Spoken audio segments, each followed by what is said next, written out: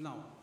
Então, irmãos, lembrando que domingo, primeiro domingo do mês, o Rendo, anota aí para a gente já botar lá, excepcionalmente, todo primeiro domingo do mês, nosso trabalho começa às 8 da manhã, de 8 às 9, é a nossa consagração e oração. Depois nós passamos para a comunhão com o café da manhã, e depois aqui, então, voltamos para cá para o culto. E uma outra observação, irmãos, quando nós trocamos o número do telefone da Shalom, do celular, ele é trocado automaticamente. A gente aperta uma teclinha ali no celular e ele envia mensagem para todos os contatos, dizendo que mudou o número e que você aperte ali aquele aviso, então você vai acionar o novo número. Muitas pessoas não fizeram isso.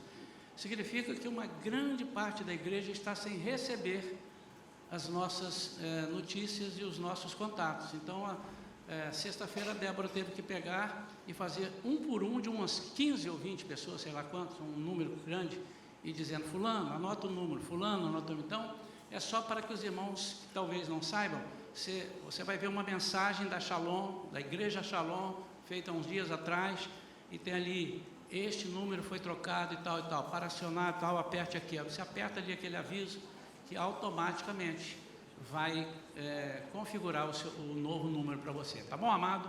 Tá bom, amada? Amém. Hoje eu estou enxergando melhor. Não tive fé, fiz um esboço de mensagem aqui com letra corpo 16. Não preciso disso. Estou precisando aqui pequenininho, graças a Deus. Tem que ter iluminação, né? Falei, acende todas as luzes. Mas também aquela lá assim, aquela ali, se puder apagar só essa, que vem exatamente no meu olho esquerdo aqui, tá bom, que é onde eu operei. Vamos abrir nossas Bíblias no Evangelho de Jesus, segundo narrou Mateus, no capítulo 13,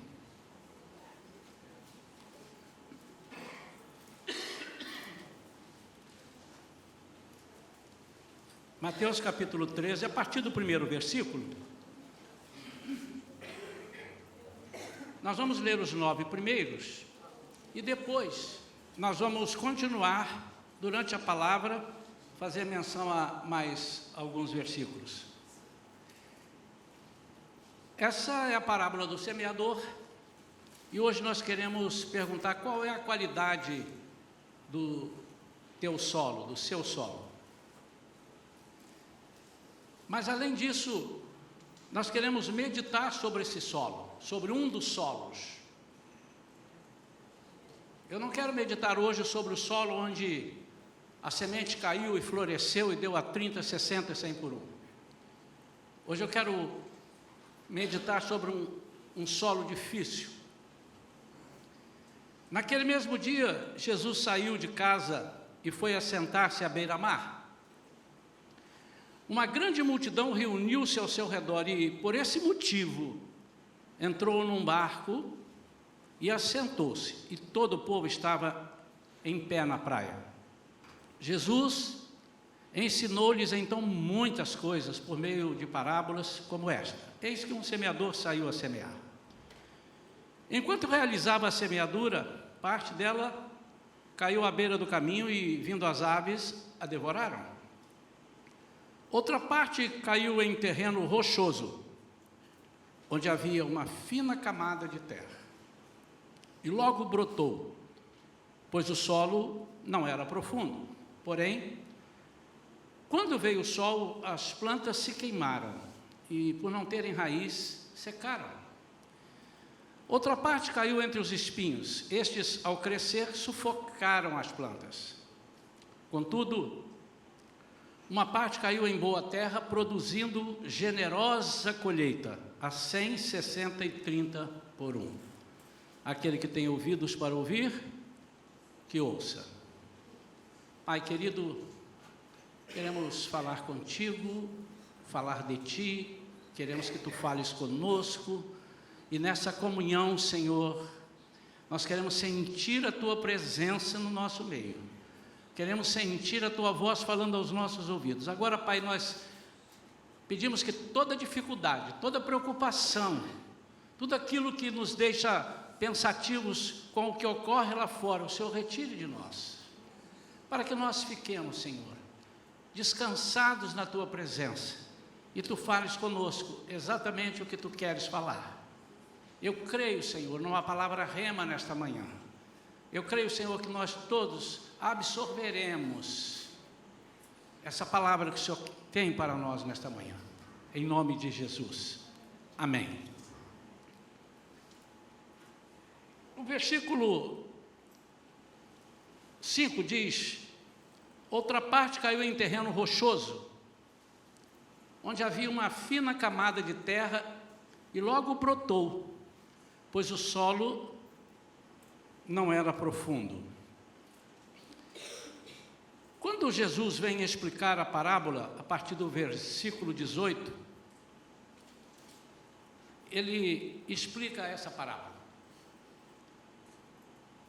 E quando chega no versículo 20, ele vai falar sobre o terreno rochoso. E é desse terreno que eu quero falar nesta manhã. O que foi semeado em terreno rochoso, ele explicando a parábola. Esse é o que ouve a palavra e logo a aceita com alegria. Os irmãos podem dizer amém? Amém. Mas nem sempre, quando nós recebemos com alegria, é sinal de sucesso na nossa vida, se nós não tomarmos cuidado. Contudo, visto que não tem raiz em si mesmo, resiste por pouco tempo, e quando por causa da palavra chegam os problemas e as perseguições, logo perde o ânimo. Eu queria deixar uma pergunta para que nós meditássemos até o final do trabalho, da mensagem. O que é importante? É aceitar de imediato, e é importante a gente ter isso. Se é proveitoso que nós tenhamos alegria de imediato, mas não cuidamos do que virá depois. Eu queria que você meditasse sobre esse versículo 21, raiz, resiste por pouco tempo, e o confronto com a palavra. Quando Jesus está falando dessa parábola, e ele vem, obviamente, dizendo qual que é o terreno bom, o que significa aquela que caiu à beira do caminho, as aves vieram e tal, os espinhos, ele explica tudo isso. Mas eu comecei a orar e meditar sobre o terreno rochoso. A primeira coisa que eu vi é que ele não tem raiz em si mesmo. Então, uma das razões, ela cresce rápido, mas ela é rasa. Então, tem um terreno rochoso, rocha por baixo, alguma coisa mais calcificada. Então, ela resiste, mas resiste por pouco tempo.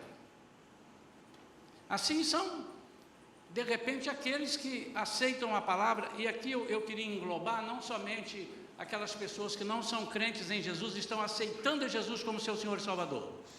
Mas eu quero englobar aqueles que já são crentes e que recebem uma palavra de ensinamento, uma palavra doutrinária, uma palavra de crescimento espiritual, acha aquilo fantástico, sai pulando de dentro da igreja, e uma alegria tremenda, mas na semana seguinte ele está pior do que antes.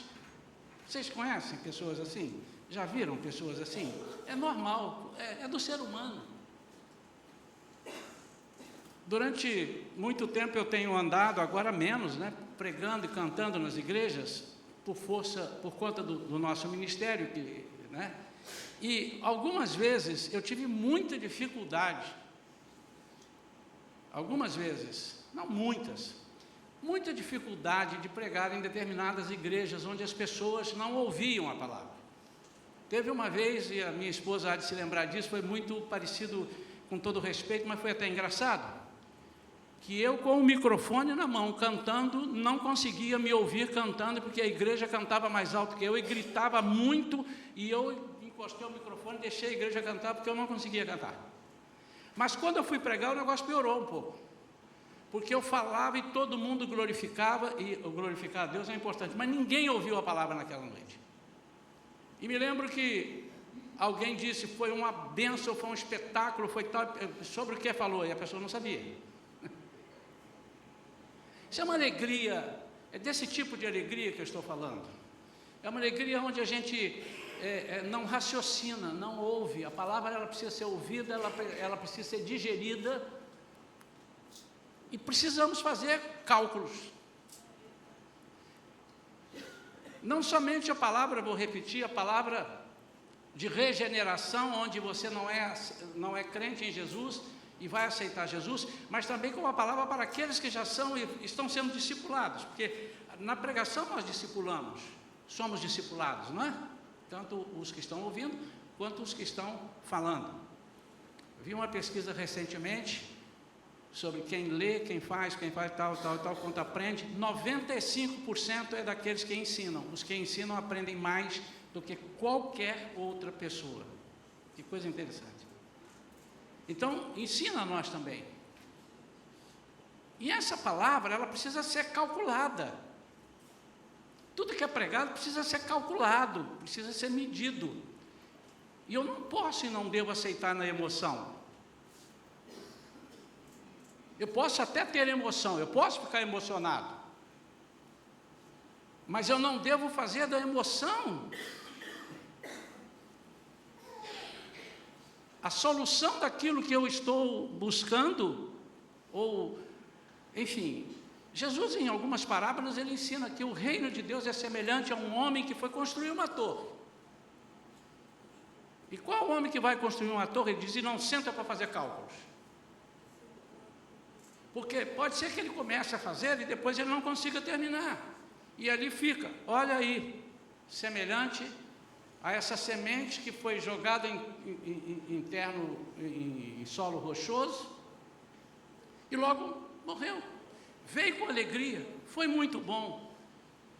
E eu tenho acompanhado as notícias, eu tenho acompanhado, irmãos, o desenvolvimento do evangelho, da pregação, por várias igrejas, através de internet, através de colegas, através de seminários que a gente vê, e eu fico um pouco preocupado quando eu percebo que nós estamos indo muitas vezes na onda. Estamos muitas vezes indo na onda. Para onde nós vamos? Não sei, só sei que está todo mundo indo para lá. Vamos para lá também, vamos correndo para lá. Daqui a pouco a gente entra no matadouro. E todo mundo entrou para o matadouro. O solo rochoso de Jesus não tem raiz em si mesmo, resiste por pouco tempo. E quando, por causa da palavra, tem uma situação aí, só por causa da palavra, chegam os problemas, ela morre e desiste. Por que por causa da palavra? Porque a palavra é luz, é lâmpada. Lâmpada para os meus pés é a tua palavra, e luz para o meu caminho. Então, quando eu estou andando, de repente, e não estou percebendo que estou errando, ou quando eu estou andando e não sei mais ou menos aonde eu estou indo e não está me afetando, as coisas parecem que vão caminhando bem, parece, mas quando a palavra vem e ilumina, esclarece, nós temos uma decisão a tomar, ou eu sigo em frente ou eu volto atrás, e muitos voltam atrás, e muitos seguem em frente. O desanimar é próprio do ser humano. Tudo que é um pouco mais difícil a gente desanima. Ah, mas de novo, você quer ver uma coisa difícil de se animar? É fazer regime. As mulheres já riram aí. Primeira semana, perdi 5 quilos. Segunda semana, 1,5 kg. Terceira semana, meio quilo. Não vou fazer mais isso, não está funcionando. Eu vou procurar, eu acho que essa dieta estava errada. Não é assim? E aí tem que ter alguém, vamos lá, vamos que vamos. Um dia desse eu estava vendo alguém fazendo ginástica ali, então o cara, vamos lá, bora. Faltava quase dar um chute na pessoa, que a pessoa estava, anima rapaz, anima. Aí alguém falou assim, é porque não é você que está aqui, ele só estava mandando. Mas nós somos assim. Então, eu quero fazer uma pergunta e em cima disso nós vamos desenvolver rapidamente essa mensagem. Em solo que não é bom, pode crescer alguma coisa? Eu pergunto e eu respondo: pode. Em solo rochoso, pode dar bons frutos? Eu pergunto e eu respondo: pode. Quem discorda de mim, levanta a mão. Quem concorda comigo, fica sentado. Todos concordaram. Como pode? Como pode? Então, primeiro, nós vamos ver agora aqui alguns pontos. Primeiro é quando o solo não é próprio para ajudar a raiz. Então, a raiz fica ali, ela não se desenvolve, ela não desce o suficiente, porque tem algo mais embaixo impedindo. Esse solo é um solo dificultoso, é um solo talvez inapropriado, mas se nós percebermos, pararmos para pensar, tem um ditado que diz assim: as coisas fáceis não têm valor. Quando você ouviu esse ditado?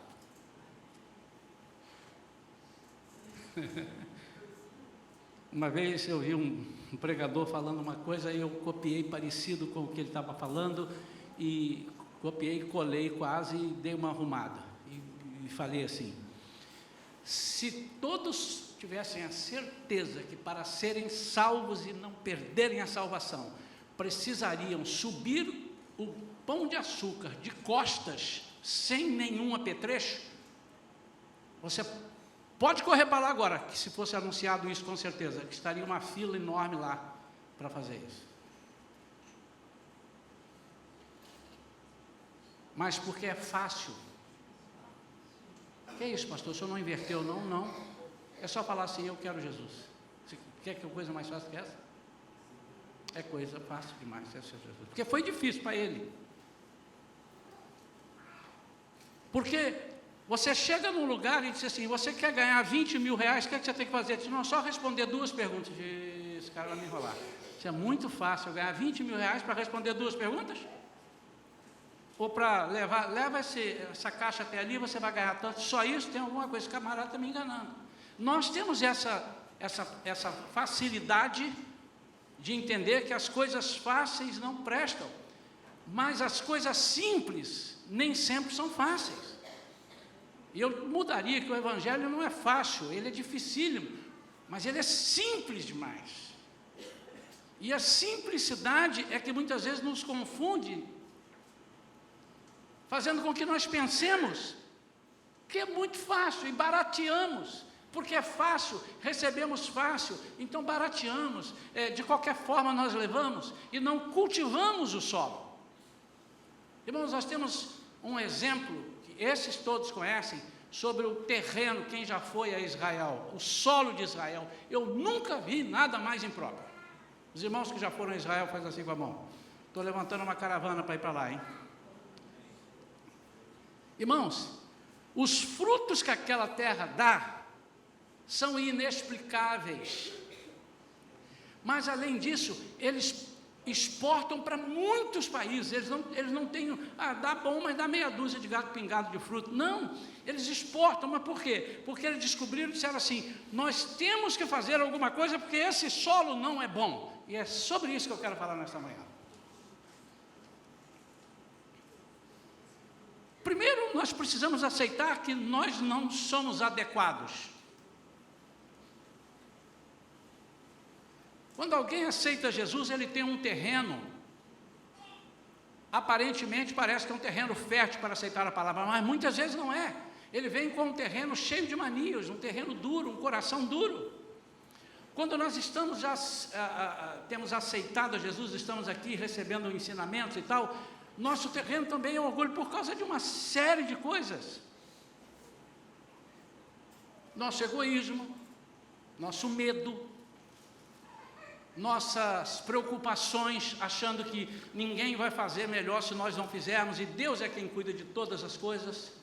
Quando Deus põe a mão sobre a nossa vida para abençoar, não há ninguém que possa fazer o contrário.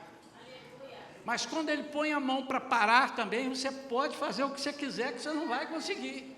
Quando Ele impuser a mão e paralisar, você pode tirar o cavalinho da chuva, porque não vai acontecer nada. Você pode orar de pé junto, e se Ele resolver que não vai fazer, não vai fazer. Porque Ele tem os propósitos dele para a nossa vida. E nem sempre nós conhecemos os propósitos de Deus, porque não queremos, eles estão aí, Deus quer nos ensinar todas as coisas.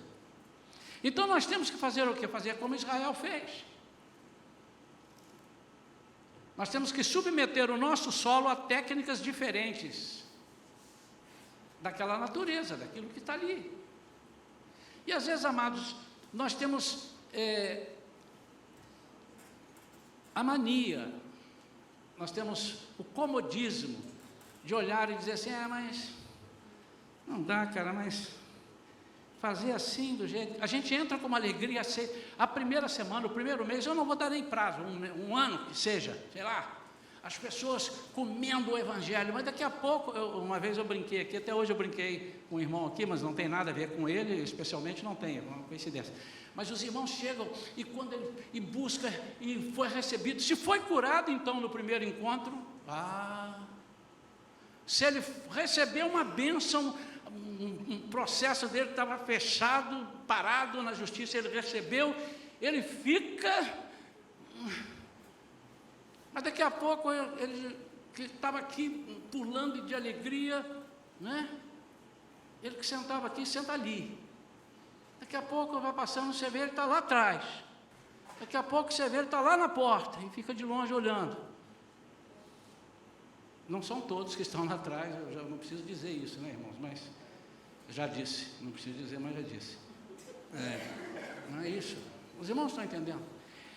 É por quê? Porque aceitam com alegria, dizendo assim, agora a minha vida está resolvida. Não, a sua vida agora começou a complicar, porque agora você vai seguir Jesus, e você vai ter perseguição até Jesus voltar. Isso é que a Bíblia diz. Eu não sabia disso. Mas aí está me dando uma manta, como diz o outro. Não, aí não, já não estou afim de perseguição. Ou então disse, para você ser 100%, mas eu fui muito abençoado pela generosidade, pela benignidade, pelo amor de Jesus. Você não precisa ser ninguém para... Você, aliás, eu e você não merecemos nada. Nada. E o que temos é porque Ele nos dá pela sua graça, pela sua misericórdia, pelo amor que Ele tem para conosco. Quantos estão entendendo isso?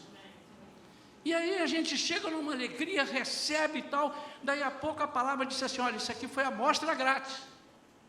Você agora vai precisar de comprar o remédio. Mas tem que comprar? Claro.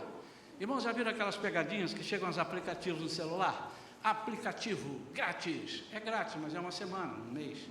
E você e tal, agora tem um GPS que você aperta aqui, aparece lá, não sei o que. Todos os aplicativos, inclusive os que garantem que são grátis, eu aperto e vou lendo tudo. Ao fim de 30 dias, você será cobrado uma taxa de R$12 por mês, R$20 por mês. Aí você vai ler os comentários. Eu sabia, era muito bom para ser verdade. E começa ali. Então, essas coisas, nós precisamos aprender a lutar contra elas. Jesus nos dá algumas amostras grátis, mas outras coisas na nossa vida, nós precisamos de aprender a cultivar. E muitas vezes, o nosso solo não é suficientemente bom para isso. O que nós temos que fazer? Uma das duas coisas. Morremos, desanimamos, e aí é que perdemos tudo. Ou então, trabalhamos o nosso solo. Quando aceitamos Jesus, somos um solo impróprio. É o agir de Deus que nos tornará propícios a produzir e não desanimar. A partir daquele momento, nós começamos uma vida nova, uma vida espiritual, saindo de uma vida carnal. Significa dizer que a partir daquele momento nós vamos dar mais valor ao que Deus fala ao nosso espírito do que o corpo fala à alma. E um coração duro é um solo duro. Quando eu sou duro em receber, quando eu começo a medir demais, se refere a fazer conta, não, eu vou abrir mão disso, eu vou fazer isso, eu quero crescer, isso é necessário.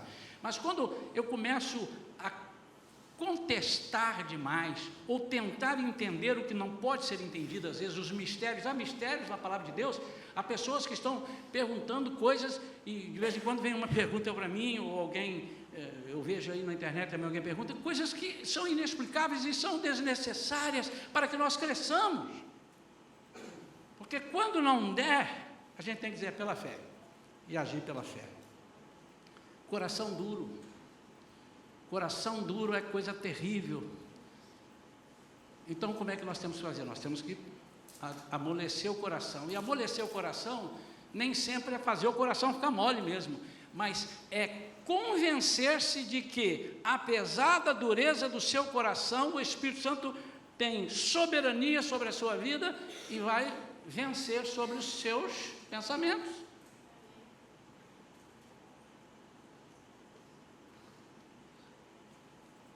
Um coração indiferente é um solo duro. Eu fico impressionado como vários banquetes são colocados para nós, e hoje, irmãos, é muito diferente de 20, 30 anos atrás, que não existiam grandes pregadores pela internet. Eu só sabia se eu fosse lá numa igreja, ou então se ele viesse à minha igreja. Hoje nós temos muita coisa também que não dá nem para ouvir, mas enfim, é aí que você tem que saber. E nós desprezamos banquetes, ensinamentos. E passam anos e anos, quando a gente olha o tamanho da árvore, está do mesmo tamanho. O fruto que ela está dando é um fruto minguado, mesma coisa de 10 anos atrás.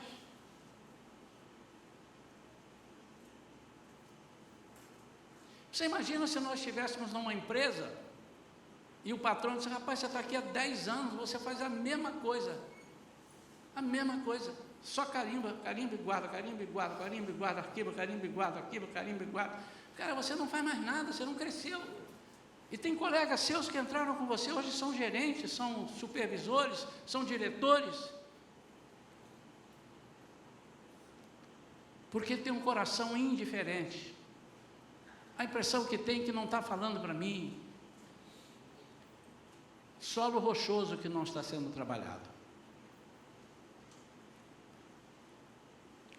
Um coração indiferente é um solo que não tem raízes. Já, alguma coisa vai fazer você desistir e desanimar. Ou desanimar e depois desistir. Um coração que não aceita confrontos é um solo duro.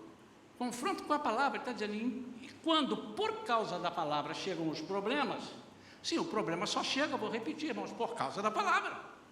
Porque se não houver palavra, não tem problema. Quantos estão entendendo isso? Imaginem, irmãos, vamos imaginar a igreja Shalom? Antes de imaginar, eu queria que todos dissessem assim: misericórdia. Pode dizer na fé, irmãos, que eu vou dizer uma coisa que você não quer. E se você queria e disse misericórdia, agora é que você vai ter que entrar comigo mesmo nessa.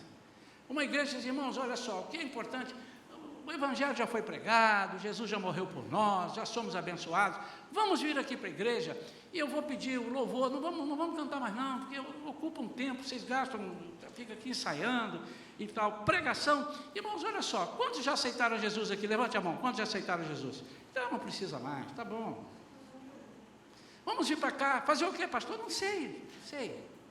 Vamos ficar aqui, conversando. Está legal assim, irmãos? Misericórdia. Então, se não é isso, é o contrário disso. É o contrário disso. Nós precisamos dizer assim: não, eu sei que eu vou lutar. E a palavra me mostra coisas que eu preciso. Eu disse: não, eu tenho que abrir mão. Não, mas eu não concordo. Mas não é para você concordar. A palavra não é democrática. Sabia que a palavra de Deus não é democrática? Muita gente não dá certo no evangelho porque ele acha que o reino é democrático. O nome já está dizendo, é reino.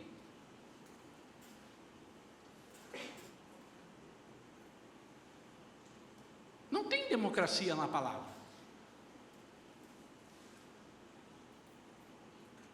Quando Jesus, as oportunidades para você escolher, ele diz, ou essa ou aquela. Não, eu quero uma terceira. Você não tem escolha, ou é essa ou aquela. Quem é por mim? É por mim, e quem não é por mim? É contra. Não, mas eu não sou contra o senhor, eu não sou só a seu favor. Mas não há essa possibilidade. Não, mas deixa eu decidir pelo menos, eu não quero ser contra Deus. Mas não, você não quer, mas você é. Se você não é por Deus, você é contra Deus. Ele já fala, irmãos, isso não é democracia, não pode, está escrito. Quando a palavra diz, acontecendo isso e isso, você errou, você vai e faz aquilo, se você não quiser fazer, você está em rebeldia. Não tem democracia para isso.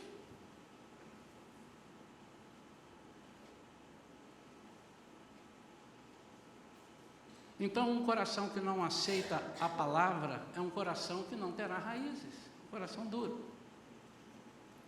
Mas, pastor, estar na casa de Deus não é o suficiente? Não, não é o suficiente. É um bom princípio, é um bom começo. Porque também se você diz assim, bom, então, se é a palavra de Deus, eu posso ter a palavra em qualquer lugar. Aí você esquece de um aspecto que Deus não abre mão. Chama-se comunhão. Quando você não está em comunhão com seus irmãos, e comunhão é tão importante, que ele chama essa comunhão de corpo.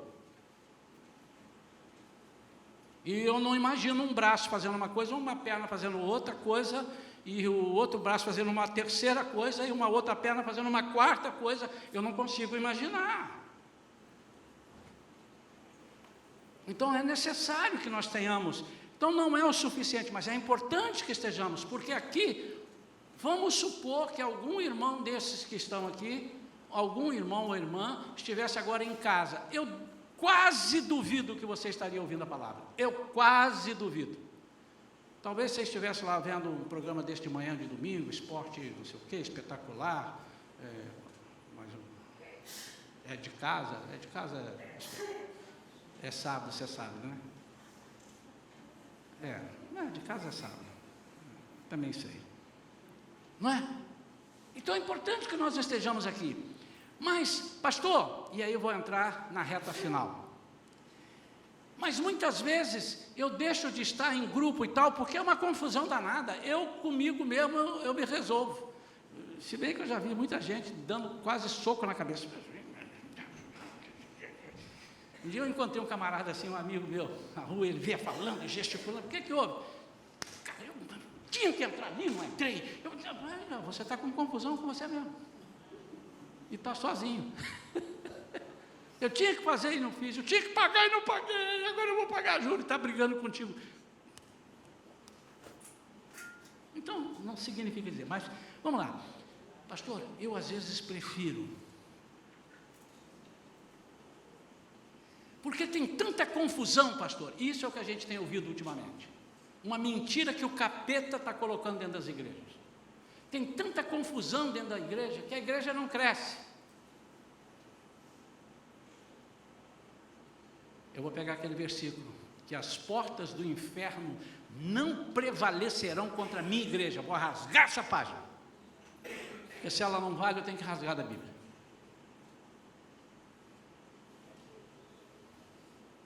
Mas a Bíblia diz que cresce.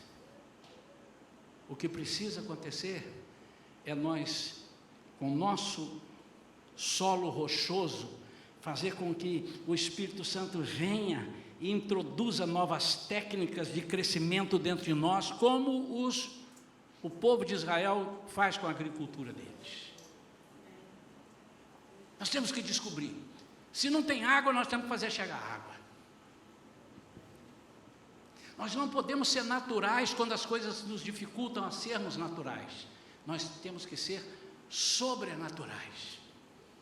E isso aí é um esforço que nós temos que fazer. Nós temos que desviar águas do rio, para que ele possa irrigar o nosso solo. E desviar a água do rio, muitas vezes, é desviar a sua conduta de um lugar de conduta errada que você vai tomar, e trocar isso. Ler a palavra, orar, e deixar o Espírito Santo falar. Nós precisamos dar ouvidos à palavra, e isso é que nos faz frutificar. Nós temos que praticar o que diz o manual para terras áridas. Aqui é um manual para terras áridas. Se nós temos terras áridas, aqui tem um manual. Como é que eu planto em Israel? É diferente de como eu planto num terreno comum, onde em se plantando tudo dá. Mas eu fiz essa parte quase que introdutória para continuar o texto, porque depois desta parábola e depois dessa explicação, Jesus vem e diz assim no versículo 24 do mesmo Mateus 13. Jesus lhes contou outra parábola, e é essa que eu quero agora finalizar com os irmãos. O reino dos céus é semelhante a um homem que semeou boa semente em seu campo. Entretanto, quando todos dormiam, chegou o inimigo dele. Que horas que chegou o inimigo dele, irmãos? Ele não podia fazer nada. Todos dormiam. Lançou o quê? O joio. Aonde? No meio do trigo. E seguiu o seu caminho. Assim, olha que lindo. Quando o trigo brotou e formou espigas, o joio também apareceu. Os servos do dono da plantação foram até ele e perguntaram: Senhor, não semeaste boa semente no teu campo? De onde vem o joio? Ele, porém, lhes respondeu: um inimigo fez isso. Presta atenção, irmãos. Todos estão prestando atenção na leitura? Presta atenção. Quem fez isso? O inimigo. Fez que hora? Na hora que eu não estava vendo. Então os servos lhe propuseram: Senhor, queres que vamos e arranquemos o joio? Ao que o Senhor respondeu: não, pois ao tirar o joio podereis arrancar juntamente com ele o trigo. Deixai-os, pois, crescer juntos até a safra. E no tempo da colheita, direi aos ceifeiros: primeiro ajuntai o joio e amarrai-o em feixes para ser queimado, mas o trigo recolhei no meu celeiro. Sabe qual é a moral dessa história, meu irmão? Que o demônio, o Satanás, não tem poder de falar aos meus ouvidos e aos seus, e eu não quero ouvir mais em nenhuma igreja que eu for, dizendo que a igreja não vai crescer porque tem o inimigo dentro da igreja. O inimigo vai estar aqui, a igreja vai crescer, e é o trigo, o joio foi semeado, não foi por mim, eu não vi ser semeado, e diz a palavra de Deus que apesar disso tudo, a igreja vai crescer. Apesar do solo, apesar do inimigo, apesar das dificuldades, a igreja de Cristo é vitoriosa. O que foi semeado em terreno, assim, entretanto, quando todos dormiam, chegou o inimigo dele, lançou o joio no meio do trigo e seguiu o seu caminho. Assim, quando o trigo brotou e formou espigas, o que aconteceu com o trigo, irmãos? Brotou e formou espigas. Queridos, nós não podemos dar desculpas de não crescermos porque temos confusão, ou temos problemas, ou temos perseguição. A igreja de Cristo, ouça isso, eu vou falar bem pertinho, senão vocês não vão ouvir. A igreja de Cristo, irmã Vânia, nunca deixará de ser perseguida. Está na Bíblia. Você sabia disso? Você é filha de pastor? Você sabe disso. Esquece, meu amado. Se você está procurando uma igreja que não vai ser perseguida, você tem que ir para outra igreja. Mas a de Cristo, ela é perseguida. Ela vai ser confrontada. Mas sabe qual é a notícia boa? Está ali. É que apesar das perseguições, apesar dos problemas, apesar das dificuldades, ela vai vencer. Porque a igreja não é sua. É só por isso. Porque se fosse sua, talvez você desanimasse. Mas a igreja não é sua, a igreja é de Jesus. Ele diz: as portas, de novo, as portas do inferno não prevalecerão contra a minha igreja. Claro, irmãos, que o ideal é que nós não tenhamos contendas. A Bíblia diz: não tenhais contendas, não tenhais perseguições, não tenham, cuidado com isso, cuidado com aquilo. Mas se nós começarmos a olhar por aqueles que querem, para aqueles que querem parar e ficar parados, nós não vamos andar. Então, apesar das dificuldades, irmãos, é possível crescermos. E muitos de nós nos surpreenderemos no dia final, quando pensamos que estávamos do lado de trigo, estávamos do lado de joio. E o Senhor disse: eu que vou fazer isso, porque vocês podem confundir, porque eles são muito parecidos.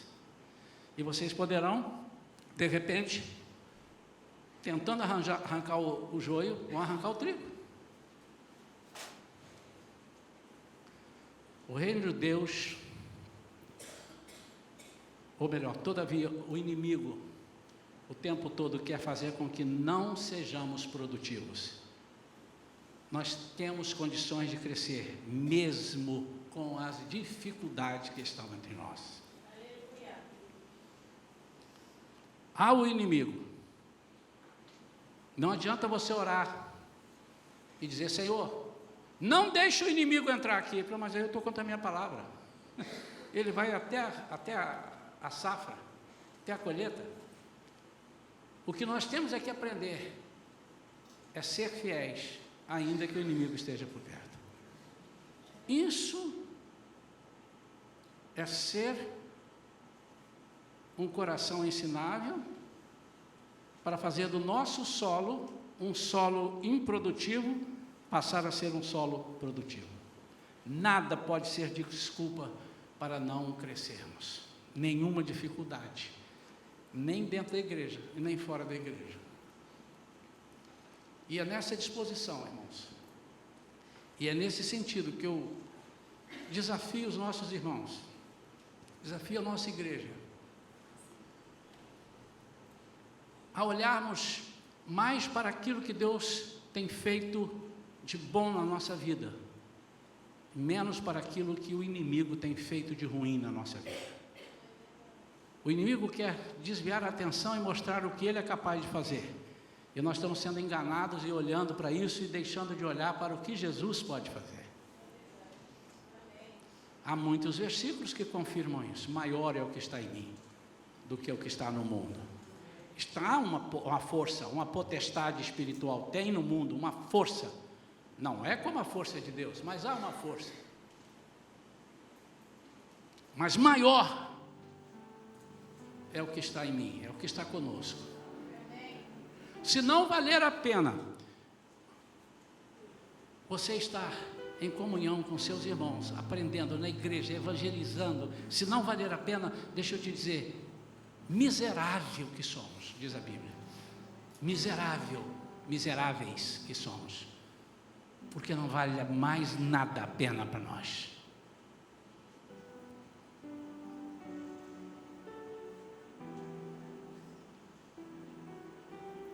O que Jesus quer mostrar para nós é que, apesar do diabo semear,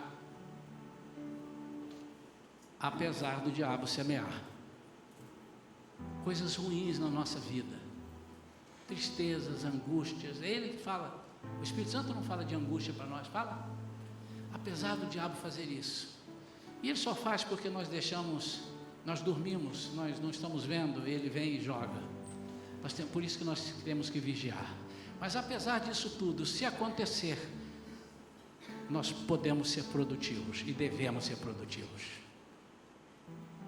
As dificuldades existem e existirão em todo o corpo de Cristo aqui na terra, em todos os lugares. Mas uma coisa é certa: em todas as coisas nós somos mais do que vencedores por aquele que nos amou. Põe a mão no seu coração, quero orar pela sua vida agora. Pai, em nome de Jesus, eu sei, Senhor, que muitas vezes somos solos rochosos, e chegamos com uma alegria muito grande, pulamos, estamos prontos para toda obra, mas daí a pouco vem a palavra, e confrontando-nos, nós nos desanimamos, Pai. Nós não queremos ser assim, nós não podemos ser assim.